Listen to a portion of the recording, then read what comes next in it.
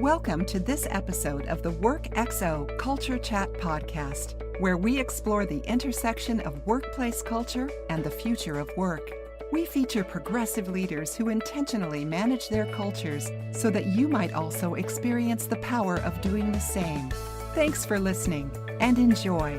Welcome to another episode of Culture Chat. I'm Ed Bodenseek, your host for this very special edition of the show.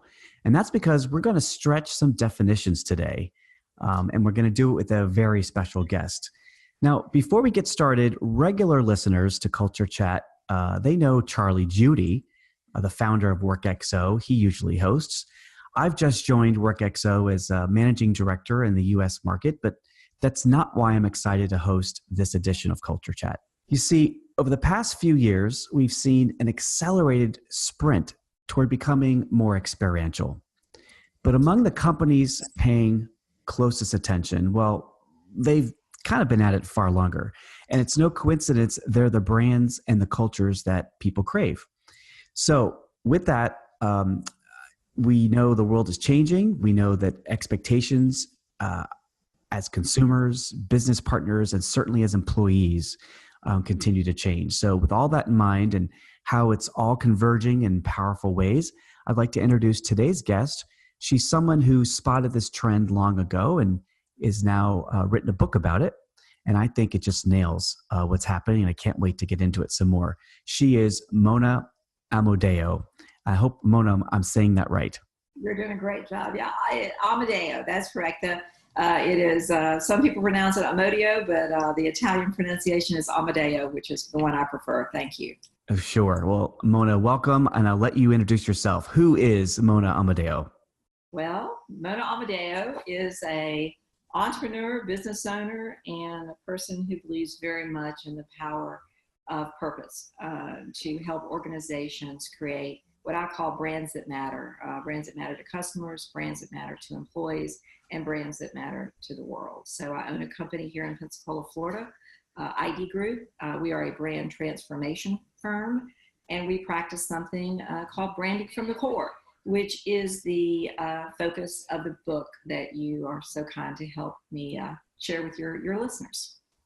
Well, wonderful. So we can add author now, soon to be author, to the list. Well, welcome to the show. Thank you. Thank you so much. I look forward to the conversation. So Mona, when it comes to organizational culture and brands and these connecting tissues, one of my favorite phrases is really, what you get on the inside, you get on the outside. And so you mentioned a moment ago, branding from the core. Let's start with that. Tell us what you mean by branding from the core. Yeah, branding from the core is really a very simple concept, and probably one that will feel very familiar to your listeners, and one that makes a lot of sense. If we really think in terms of a brand basically is a perception. It's the meaning people associate with who a company is, what it does, and why anybody should care.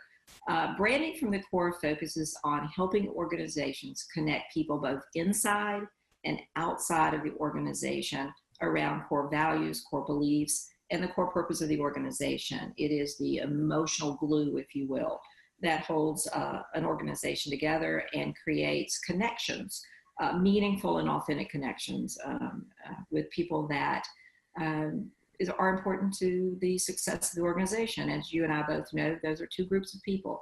They are the customers, but equally important, they are the employees. That's terrific. So let's get into, that's a great concept, I think, you could write a whole book around. And in fact, that's what you did. So I love the title too. It's called, and tell me if I get the title wrong, Beyond Sizzle, the Next Evolution of Branding. Yes. Now, tell us what prompted you to write the book. Yes, it's a great question, and the story's longer than we have time for. But in effect, in 2004, I did some research with a company called Interface. It is a global carpet manufacturer located in Atlanta, Georgia. And the purpose of that research was to understand how this company, led by a man by the name of Ray Anderson, who's since deceased, but really transformed the culture of their organization from this manufacturing firm, from really what Ray called a plunderer of the earth, basically a traditional manufacturing firm, to one that became and still remains one of the leading voices in sustainable manufacturing. And what I was doing in that research was really understanding, how do you shift culture? How do you get people to think about, believe things differently than what they currently believe? And so I spent a year with that company looking at that transformation of that culture. But in the process of doing that, I also understood that not only what was happening inside the organization, the transformation inside of the organization was having a huge impact on what was happening outside the organization and how people thought about the organization, what people believed about the organization. So I became very interested in this alignment between the internal sense of identity, who are we, what do we do, and why should anybody care, and the external image of the organization. And so over the last 15 years, literally, we have worked with clients with kind of codifying, defining a process of aligning who an organization says it is, connecting that organization around values and purpose, and then using that to connect with people outside the organization, customers, around what really is the creation of the brand. So I wrote the book to kind of translate all of that academic stuff that I learned and then the practical application of that. So I wanted to take theoretical concepts and ideas and turn it into practical applications that anyone could use. As you know, it's a hot topic, right? The whole concept of purpose, the whole concept of values. You can't pick up a book today without talking about seeing people talking about how important this is. But not a lot of people have talked about how you do it. How do you really connect people around purpose? How do you turn or really build purpose into a brand, the brand of the organization? So this book was written to translate academic ideas, a lot of research, to practical applications that people could implement on a day in, day out basis, hopefully to create healthier, more productive, and more meaningful organizations. Well, I love that. And we talked about how, these terms right before the show, we were talking about how we can't keep up with, our language can't keep up really with how so much of this is changing. And so I think what you're starting to describe is a way to articulate these incredible connections. And I'm reminded, Mona, of a conference early this year where I saw talk about convergence. I saw marketers sitting in HR and culture kind of breakouts. And then I saw the HR and culture change people sitting in marketing and branding sessions. And so, again, the convergence, people just learning from each other. It's pretty exciting. Now, here at Culture Chat, we get pretty excited about new ways to think about organizational culture, specifically how to manage it more intentionally. So you talked about the power of purpose and how it relates to culture. Tell us, let's get back to that a bit. How the power of purpose, I'm wondering how it relates to what customers have come to expect and how that's changing everything.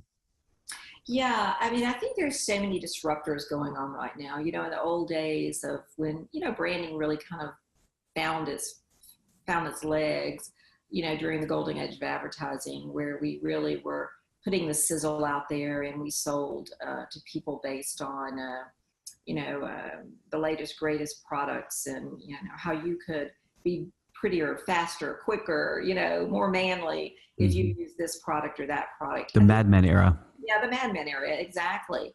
And I think what people are looking for today, and again, a longer conversation, is people are looking for meaning.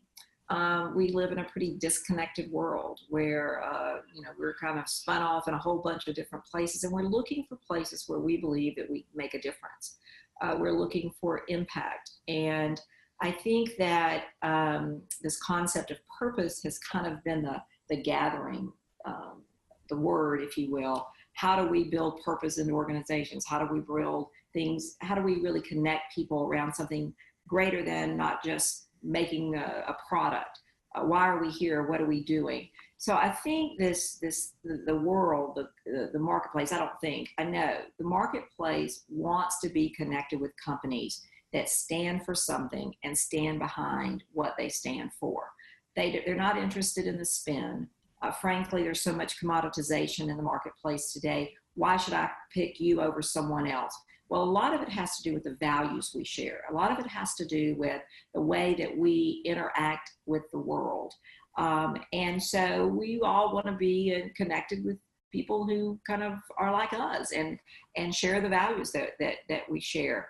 And so this idea of purpose and the way that we choose to not only create great products and great services, but also our role as citizens, good citizens of our communities, and attracts people and it attracts customers. It's just the way it is. I mean, there's lots of research that I quote in my book around the fact that,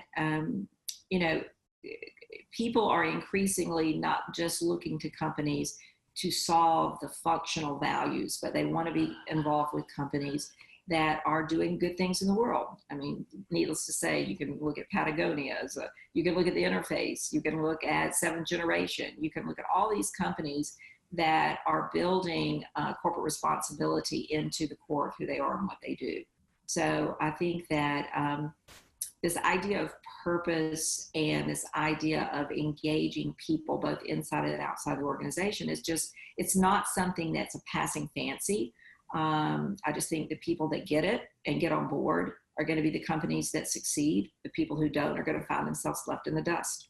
I love that. When I was a chief experience officer, we used to say you have to meet the functional needs, but that's like the bare competence that's expected. You have to meet the emotional needs. And that's the real secret sauce, is that last part, right? Meeting the emotional needs. Yeah. I mean, don't we all just want to come, to work and do something that we think matters? Let me read something to you just really quickly. And this is in the book, and you may have seen this. When I was doing the interface research, I interviewed a lot of people. And this quote is actually, I chose to put in my book because I think it kind of captures some of what we're talking about. If I may read it to you. Sure. I think it's a powerful insight into the minds of the employees of organizations and why purpose matters so much to people. So this was actually from an engineer at Interface. And the quote goes, "When I'm lying on my deathbed and someone asks me what I did with my life, who cares if I say we produced thousands of really great carpet? But if I can say that I was part of something that changed the business model, so we are a work environment, not more children and their children, now that's saying something." And so the more companies can really engage people in feeling that they're making a difference, not just today, but beyond their lifetime, that when you know that you buy a product or a service from someone and that company is trying to leave the world a little bit better than they found it, I believe those are the companies that are going to win. And I think branding, the whole concept of branding, the idea of creating connections and meaning with people is a powerful, powerful force. If we think about it, the same energy we use to sell cigarettes to people and to create the harm that we created, we can use that same energy and that same power to connect people around ideas that are making the world better. And that's why I believe branding has just a great opportunity to have a positive impact on the world. Well, I think that's right. And it's because, isn't it true that the customers and now employees and even stakeholders like partners you might have, vendors, they all kind of want that same thing. It comes back to purpose. And just switching it to employees, let's look at that just for a moment. So there's a lot of talk now about talent branding.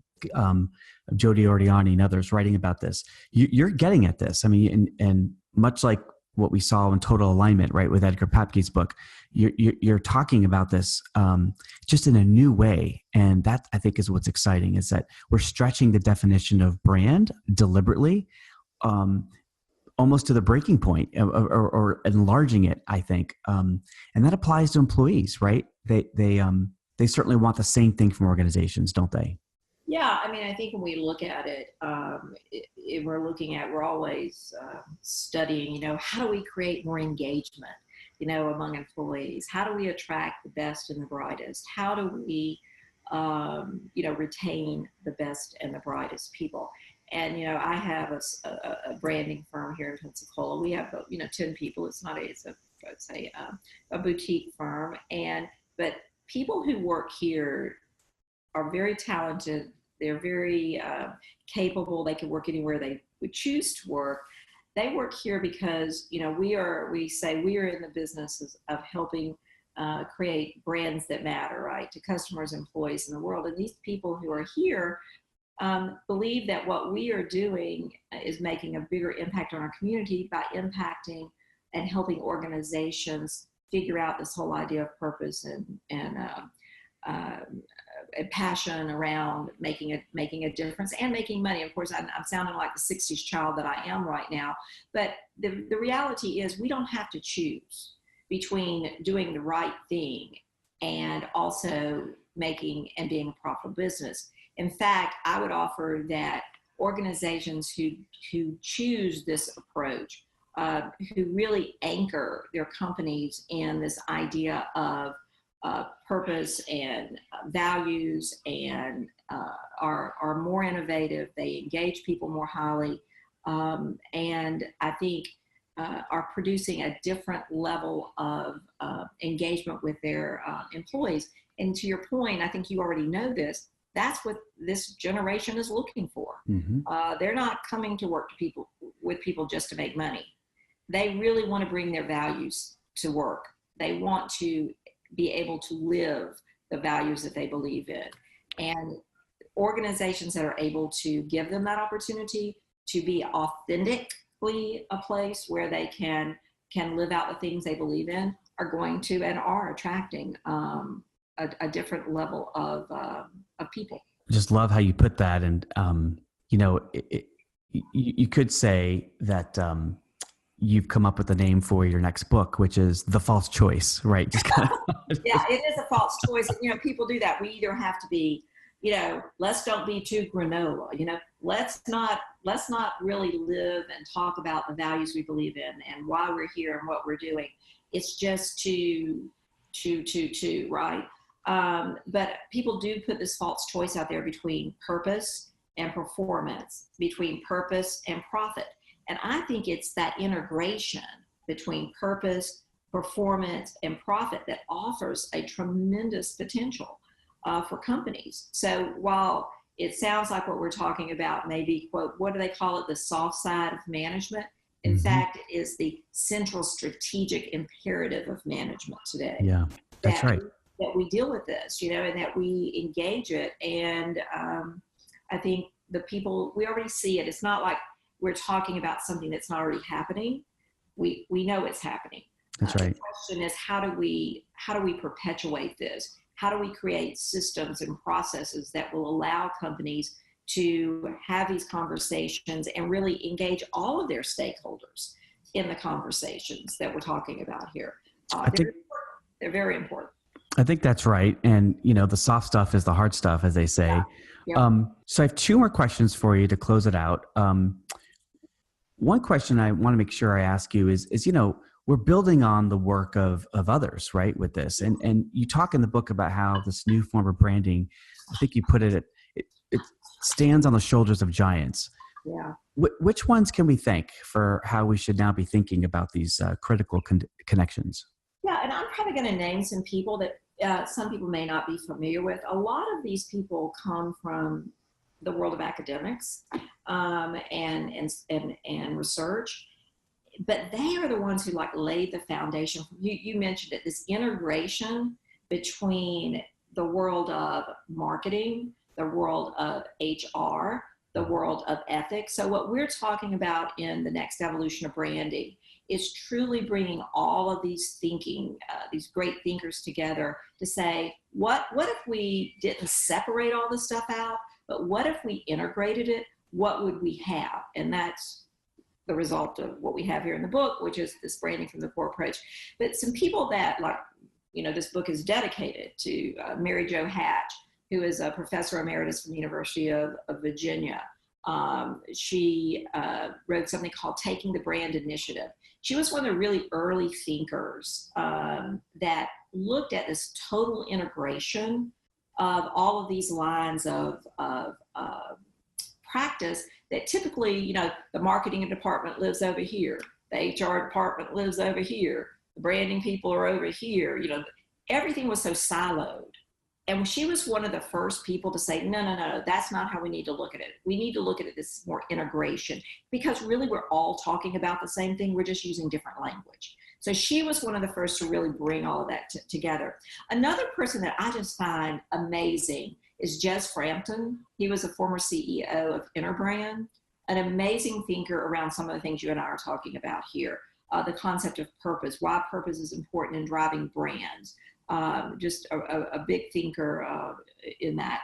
Early research done by Ray Paul and Sherry Ruth Anderson that really looked at this whole new group of conscious capitalists, people who really defined how they bought products and what they wanted to buy differently than the pure old demographic kind of age, sex, etc., rather than they were making decisions based on their values and making decisions based on, they were called cultural creatives is the name of their book. The B Corp and things around the B Corp that are being published, another great resource for people who really want to understand this.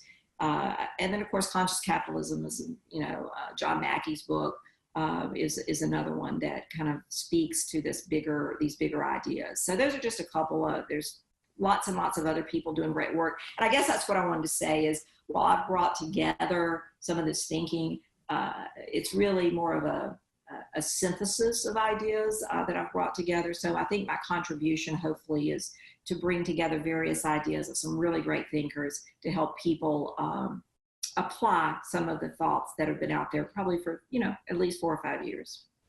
Well, truly the shoulders of giants, and we're so grateful for that. And you named some great resources with us today. So thank you for that, Mona. I want to end with one last question. Your book articulates this difference between, you know, the identity narrative, as you call it, and the brand story. Yeah. For those like that traditionally come out of the more of the HR space who might be listening, what do you mean by that? And can you give us some specific examples? Yeah. So those of us in branding understand there's something called a brand platform, right? And that brand platform speaks to value proposition, differentiation. It speaks to the promise, the position, all of that type of thing. But with branding from the core, we start with something called an identity narrative. And the identity narrative is the existence of the storylines that already exist in an organization. So when we work on branding, we start inside the organizations in these dialogue sessions where we help and ask questions that uncover what we call the truth of the brand. And so the narrative is truly a story that we help construct through listening to the people inside the organization. And so when we are talking about a narrative, it is the intention, or an identity narrative, it is the authentic reflection of how the organization defines itself. Not how the CEO defines itself, not how just the CEO or just the marketing department, but how the entire organization comes together to say, this is who we are, this is what we believe, and this is why we believe we're different, and what we want to share with the world. And so that is the expression of the organization. The brand story is one that evolves over time. So the expression of that narrative over time becomes the story that lives in the ether, if you will, that's out there. So the brand story is what is told, but also what other people say. So the brand story is a combination of both the internal expression as well as what people out there are saying in what exists out there, in the way people define the organization. So simply stated, the identity narrative is the intention of the organization, what the intention of the organization wants to say and wants the world to believe. A brand story is one that evolves over time by the alignment of what is said and what is experienced by people. So in fact, that story lives in the minds of the people in the world, and is created as a co-creation of what your intentions are and what your actions are. And so it is that that delicate alignment between what is said and what is done that creates the story. And over time, that story evolves to create the reputation, which again, everyone knows, you and I know, and everyone else does. That reputation, of course, is your greatest asset. So this brand story is the evolution of that brand story, is the process of creating that reputation that has huge value, even on the accountant spreadsheet. Mm-hmm. Well, Mona, again, just absolutely love that. To anybody listening who comes out of the more traditional marketing space, I mean, it's clear that if you're paying attention, it's time to look beyond just the buyer's acquisition journey, right? And start to pay attention to what's on the inside as a reflection of your brand. And so I just want to really thank you for your time today. And before we go, how can our audience find you and how can they order the book? Thank you for asking that. So you can find me at one of two places. MonaAmadeo.com is how you can connect with me directly. IDGroupBranding.com is the company that I work with. And of course, the book Beyond Sizzle, The Next Evolution of Branding, is available on Amazon for pre-orders right now, and it'll be delivered on September the 4th. Very good. Well, Mona, thanks again. It's been a pleasure. Here at Culture Chat, we're on Podbean, iTunes, and other podcast platforms around. Thanks for listening to Culture Chat, and we invite you to learn more about WorkXO. Have a great day. Thank you again, Mona. Thank you. If you enjoyed this podcast, please subscribe so you won't miss our regular programming. Forward-thinking organizations use WorkXO's culture-fueled people analytics to optimize their workforce. And they out-recruit, out-engage, and outperform their competition every single day. Learn more about our cloud-based culture management platform at www.workxo.com. Thanks again.